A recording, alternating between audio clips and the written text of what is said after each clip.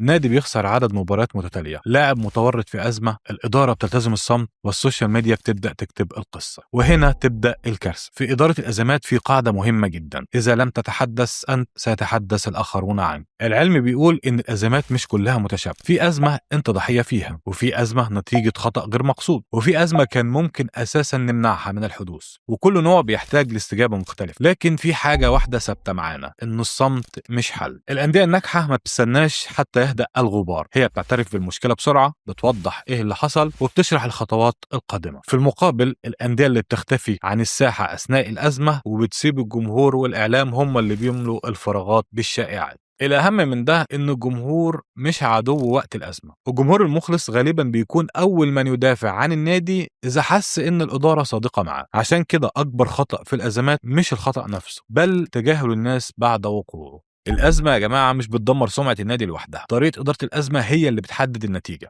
الجمهور ممكن يغفر الخطأ، وارد، لكن نادرا ما يغفر الصمت أو التجاهل.